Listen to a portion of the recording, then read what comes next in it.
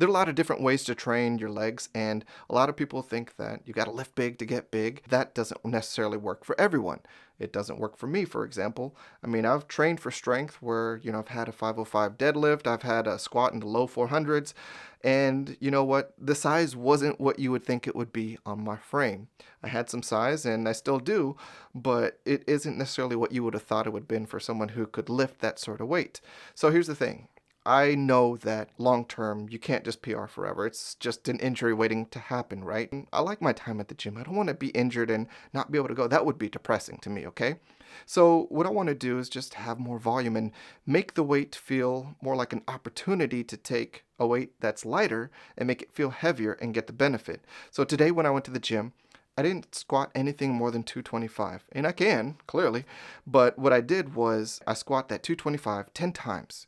And I did it for 10 sets in about 75 minutes. And my goal was to do it with proper form, to do it with feel mind muscle connection, and to view every repetition as an opportunity rather than something that I had to do, something that I was doing that I didn't want to, or that something that was just painful and I didn't look forward to it. Instead, I was like, yeah, no, you have 10 opportunities in this set. And I didn't know I was going to do that many sets, but I ended up doing all those 10 sets, and that ended up just being my entire workout. So I looked, and after a certain point, I was realizing these feel good. And I know that I'm really working my muscles and I'm doing a good job. And, I could have quit around 5, 6, 7, 8 sets in. But I went all the way to 10. And one of those reasons was I just, it's kind of OCD and I wanted to finish at 10. I thought, well, shit, like if I moved on to anything at this point in my workout, probably not even as good of an exercise as what I'm doing now. So let's just finish up here. Let's finish this. And also that gives you an opportunity to end on a high note and really conquer something. I said I was gonna do 10, I'm gonna do 10. And so there are a lot of different ways that you can train your legs. And that to me was my challenge today. I was truly focused on taking each rep and viewing it as an opportunity.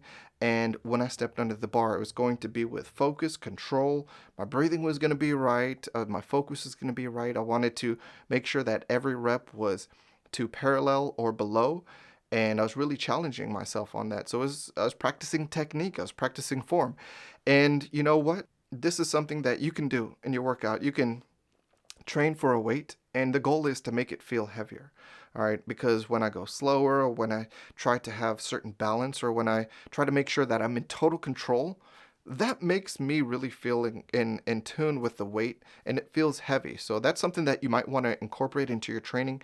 It's a little bit different, and maybe the volume is a little high for you. I wouldn't necessarily encourage anyone or say that you have to do 10 sets of anything. That's ridiculous for most people, but I have my own style of training and what works for me and what I like to do, the sort of challenges. But try it out. As far as going into your training sessions, focusing on technique, form, feel, and making a weight feel much heavier than it truly is.